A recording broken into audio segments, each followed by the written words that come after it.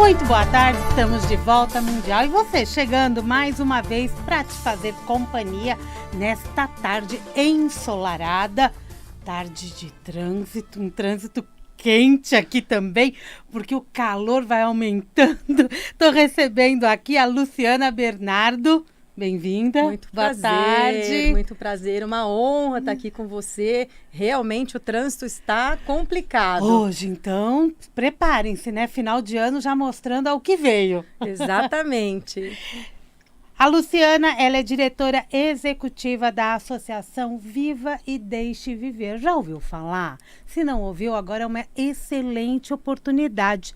Já entrevistamos aqui alguém da associação lá no comecinho, há bastante tempo. Tenho o prazer de receber a Luciana, que vai passar esse programa com a gente, que você pode nos acompanhar pelo YouTube da Vibe Mundial. É só acessar, além do YouTube, o vibemundialfm.com.br. Lá você consegue ouvir, consegue assistir e pode mandar sua pergunta, que depois a gente manda lá para ela. Tá bom? Combinado, Bora? combinado. Associação Viva e Deixe Viver. O nome é inspirador, né? Com certeza. A associação, ela começou como com contação de histórias? Exatamente. A Associação Vive e Deixe Viver foi fundada em 97. Esse ano completamos 25 anos de histórias para contar. E, na verdade, o projeto começou dentro do Hospital Emílio Ribas, muito próximo aqui de vocês, da rádio, com um grupo pequeno ainda, né, de contadores, e à medida que foi vendo um resultado transformador, o grupo foi aumentando. E esse grupo aumentou de uma proporção que hoje somos mais de 1.000 voluntários em 6 estados brasileiros, atuante semanalmente em 85 hospitais.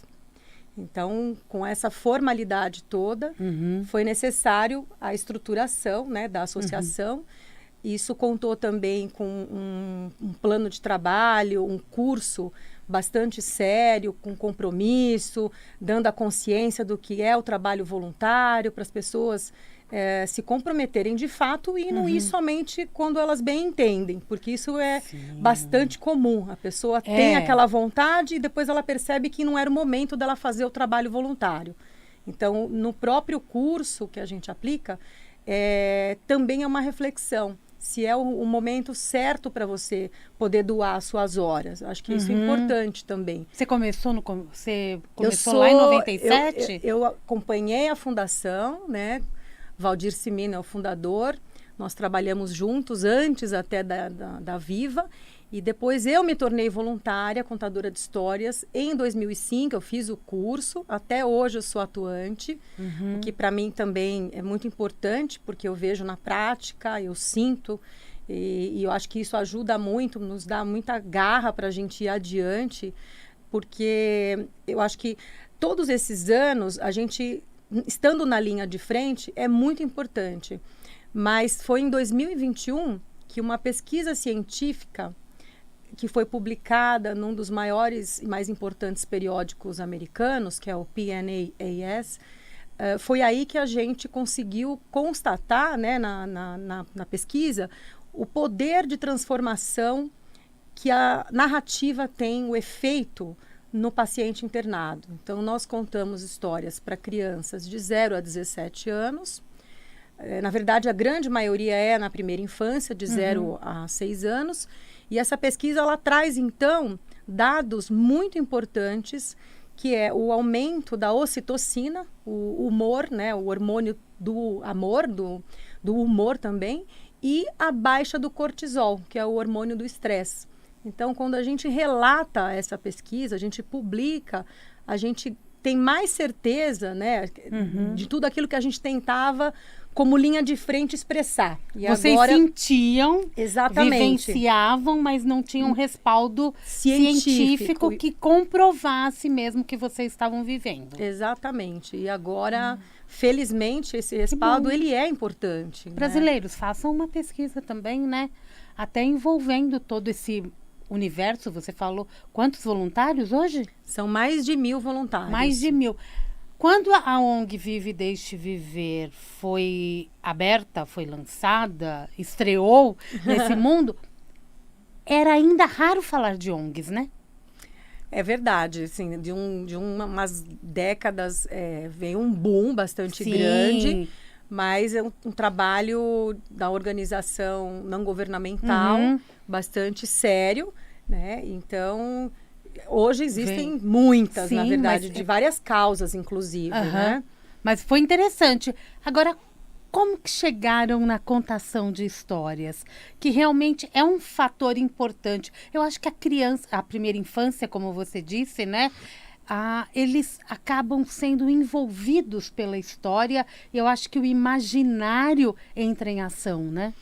É muito mágico a gente ver o poder da transformação no ambiente hospitalar. Quando você tira por alguns minutos o paciente, o pequeno paciente ou a família que está ali, quando você consegue teletransportar a imaginação deles, daquele cenário difícil, frágil, que uma internação proporciona, é muito interessante. E a narrativa, ela traz isso, né? Porque seja na interpretação de voz, seja nas técnicas que você utiliza para contar a história.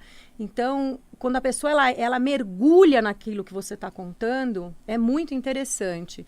E o Viva, ele traz, né, desde 97, então, o livro como fio condutor, justamente porque percebeu um problema sério de humanização dentro dos hospitais, né? Ou seja, paciente às vezes vinha a óbito, a família não tinha nem aonde chorar, o cantinho para ir chorar, né? Então, assim, é todo um processo, porque a causa realmente, o Viva, ele nasce com a causa, com essa intenção de humanizar, né? Então, como é que a gente humaniza? A gente trazendo a presença e, na verdade, a narrativa como esse fio condutor que vai ligar o contador, que é o voluntário, junto àquela família, aquela criança hospitalizada, né? E fora que a gente sabe, né, que o incentivo à leitura é algo muito importante. Então, os pilares da Viva,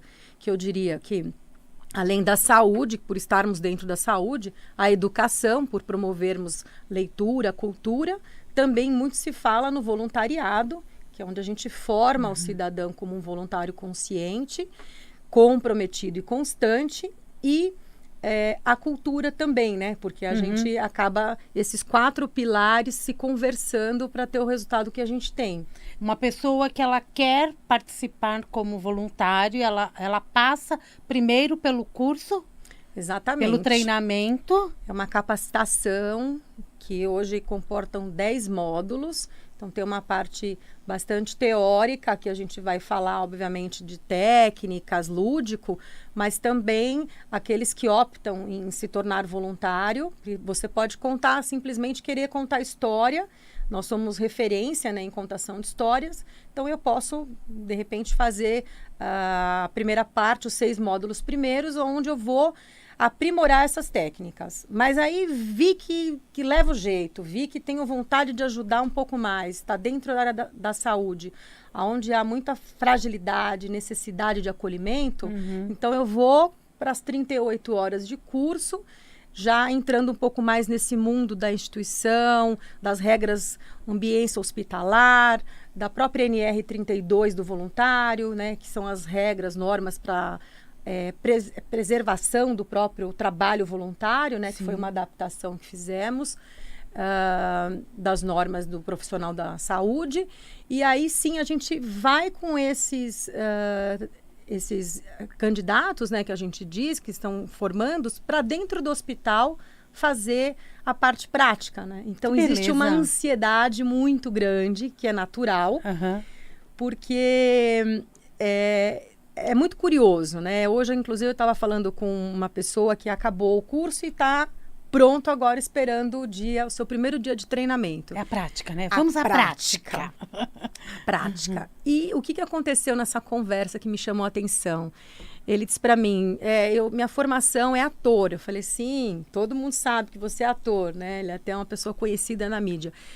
E aí ele disse, mas as pessoas falam, mas eu tô preocupado, mas como? Você é ator, você interpreta.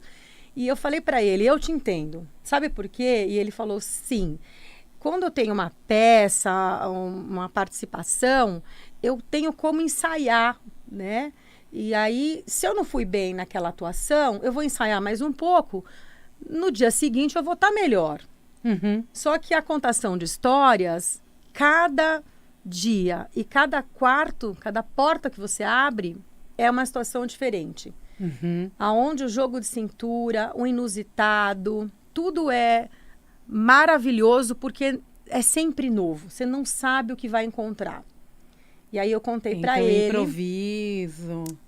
E muita sensatez, empatia. Um universo, né, diferente. Empatia. E eu disse assim para ele, olha, essa semana, umas semanas que passaram, eu estava treinando, né, uma voluntária, e eu abri assim o quarto, para surpresa das duas, tinha uma criança com deficiência auditiva, né? Ele não ouvia. E a cuidadora dele, no caso a tia, começou a falar conosco, explicou.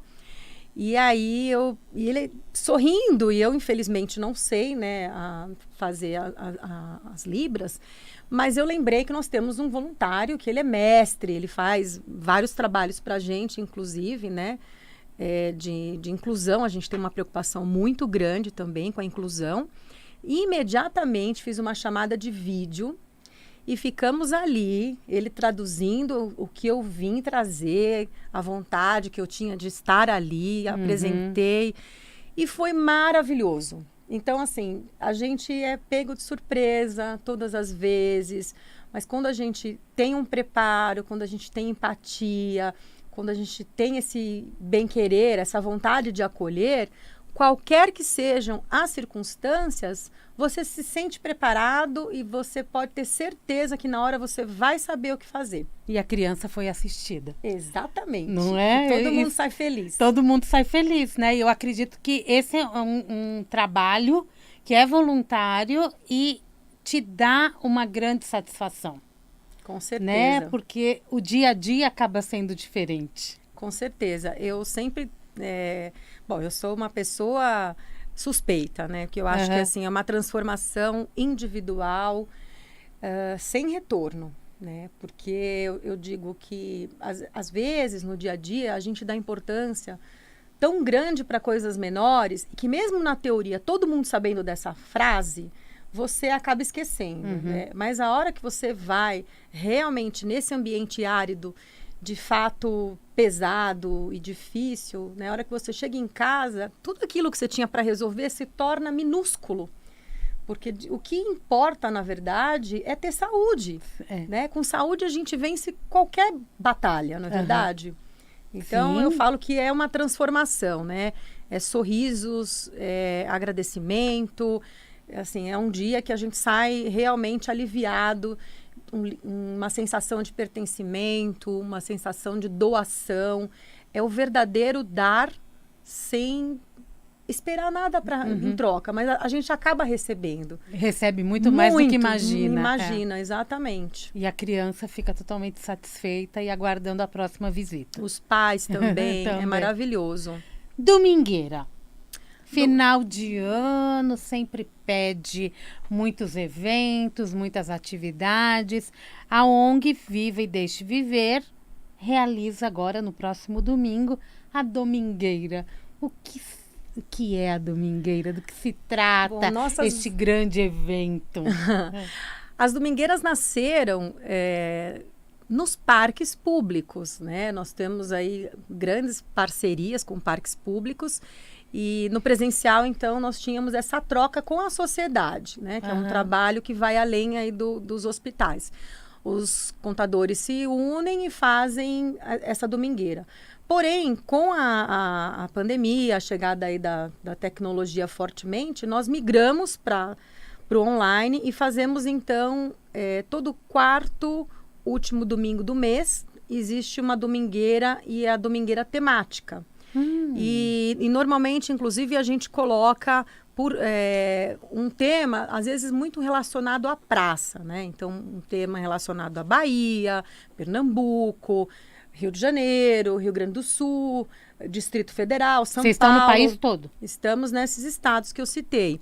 E aí a gente sempre traz uma coisa de regionalização, né? Além do sotaque, que é uma delícia, maravilhoso, a gente sempre traz uma coisa regional, né? Culturalmente falando, é maravilhoso também. E essa domingueira especificamente, a gente vai trazer a temática de Natal, né? Então, a gente está aí com uma literatura muito bacana, já previamente escolhida. Então, Receitas de Ano Novo, de Carlos Drummond de Andrade, O Mestre dos Mestres, Augusto Cury. Vamos estar aí com A Árvore do Beto, de Ruth Rocha, Natal nas Asas do Arco-Íris, Alice Cardoso.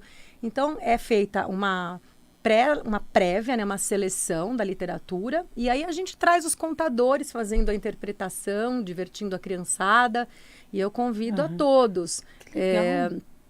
Pelo site, né, vocês podem acessar www.vivaedeixeviver.org.br.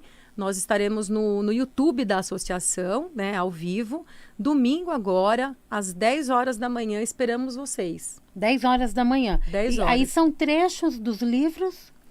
São trechos, obviamente, né? Eles escolhem alguns trechos e trazem aí essa parte contada. E aí tem, né, uma caracterização, que aí eu deixo de surpresa, mas que é sempre muito bacana. Isso acontece, então, todos os meses, nesse mês específico. Quarto último domingo do mês, 10 horas, Domingueiras de História. Que delícia isso, né? É muito bom. E todo mundo pode participar também, né? Além de assistir, quando vocês faziam nos parques, reuniam as crianças em volta? Como que era isso? No parque, né, no presencial, tem uma troca, né, muito mais direta, lógico. Mas a gente ainda tem essa possibilidade também no online, que é através do VivaOn, que é na verdade, é um projeto que surgiu também com a pandemia e ele acabou ficando, né? As pessoas, os contadores amantes da literatura, se reúnem diariamente, de segunda a quinta-feira, das 10 às 12, e também à tarde, das 15 às 17. Tá. E às quintas a gente ainda tem um terceiro turno, que é às 19 horas, Histórias para Dormir. O VivaOn é um projeto diário, né, como eu mencionei, de segunda a quinta, e é uma contação online, mas é uma contação interativa. O que quer dizer isso? A gente tem um grupo ali, uma sala que se abre no Meet, esperando o público interagir. Então, entra a criança, ela fala a idade, o nome dela, às vezes ela pode escolher o tema da história que ela quer ouvir. Então, é diferente de um programa gravado, do YouTube, que você só assiste passivamente. O VivaOn permite a criança interagir. E eu tenho feito isso muito no hospital onde eu atuo, que é convidar os pais, porque as crianças gostam. E aí, para não ter que esperar o próximo contador chegar no hospital, então eu falo, olha, pode entrar na sala VivaOn, que vai ter ali o mesmo acolhimento, pessoas também com os livros, e um projeto muito bacana que eu acho que vem para ficar mesmo. Que bom isso, né? É muito Porque bom. aí permite que todo mundo tenha acesso. Não é? Exatamente. Em 3 horários diferentes, 2 horários normalmente, e na quinta-feira à noite, às 19 horas também. E com isso, os pais, os acompanhantes dessas crianças e adolescentes acabam se envolvendo também e tendo interesse em continuar compartilhando isso com a criança? Sem dúvida, né? Quando a gente pensa numa internação mais longa, né, até de crianças que vêm, de repente, a morar por certos meses ou até anos, a gente descobre que tem pais que nunca contaram histórias, porque não ouviram histórias na infância. Então, eles adquirem o gosto. Eles nem sabem que as crianças gostam de histórias.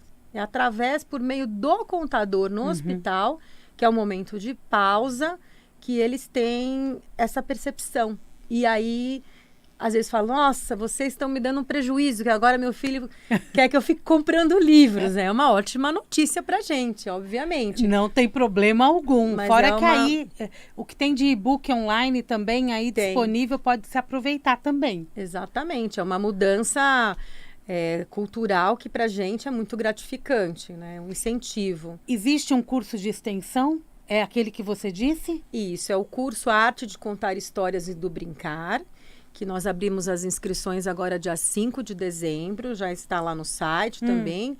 Tem o cronograma com as datas, as temáticas, o que é que vai ser abordado.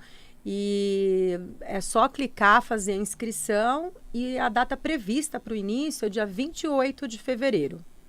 Tá. Os primeiros 6 módulos serão à distância, né, no EAD, e depois a gente tem algumas dinâmicas presenciais, incluindo o treinamento dentro do hospital já, né, o hospital que a pessoa escolher.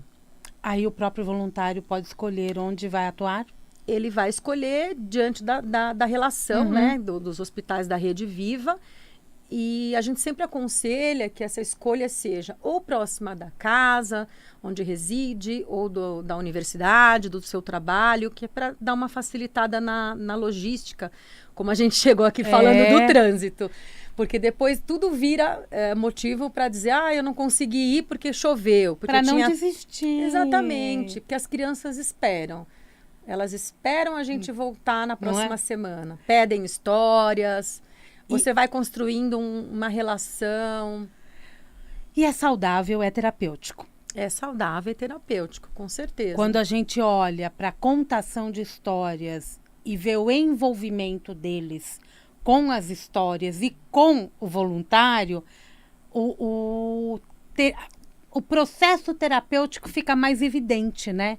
De que tudo está caminhando para a cura, ou para uma melhor estadia no hospital, e isso fica com a criança.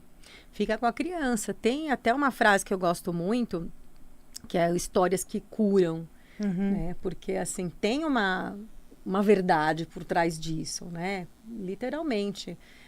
O fato de você conseguir fazer por alguns minutos, como eu mencionei, a criança parar de pensar naquela situação, aliviar esse estado de ansiedade, de tensão, né? Então, assim, até essa pesquisa era uma pesquisa que a gente colhia a saliva antes e depois da narrativa, né? Onde a gente mediu as taxas de hormônio.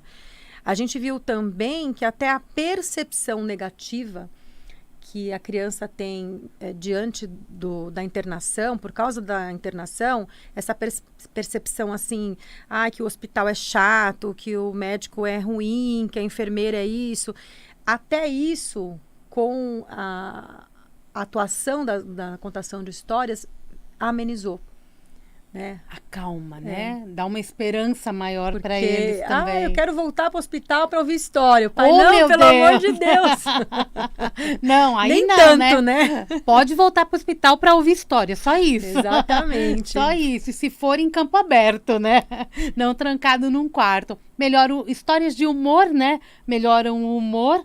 Não só a gente trazer valores, né, maravilhosos da vida, mas também levar humor para eles, né? É interessante que mesmo depois que os voluntários terminam a capacitação, a gente ainda tem a educação continuada. Ou seja, a gente tem cursos justamente para ter sempre um contato com essa base literária. O que eu vou pôr na minha sacola para levar para o hospital, né? Que livros, que tipo de qualidade de literatura. Então, é importante, de repente, a gente... trazer histórias motivacionais que tragam algum valor, a importância de se alimentar bem, da amizade, do amor, sempre com esse intuito, né? Com uma mensagem positiva. Acho que é importante também, e a gente traz muito isso, né? Que ótimo. Literaturas ricas, ou também de humor, né? Que eles adoram. Amam, né? E as histórias infantis acabam mesmo mostrando para eles bons hábitos e que eles querem também continuar, né? Essa caminhada. Conversei com a Luciana Bernardo, da Associação Vive e Deixe Viver. Qual que é o Instagram? @VivaVDV. @Viva VDV. De Viva VDV. Deixe VDV. Associação Vive e Deixe Viver não tá... É um outro. Foi um outro perfil que a Ok. gente acabou não utilizando mais, ok. e agora o correto é o Viva VDV. Viva VDV. Contato também pelo site, né? Associação... www.vivaideixeviver.org.br. É sempre Viva e Deixe Viver, como é uma organização não governamental, é .org.br. Passou rápido, não? Voou! Todo mundo na domingueira, 10 horas da manhã, no YouTube, né? Exatamente. Pelo YouTube. Qual que é o YouTube? Associação Viva. Associação Viva. Obrigada, viu, querida? Eu que agradeço. Sucesso, viu? Obrigada. Voa, papo bom voa. Verdade. Mundial, e você vai ficando por aqui. Eu volto daqui a pouquinho, tem Jornal da Boa Notícia. Amanhã, 16h30, tem Mundial e você. Um grande beijo e até lá.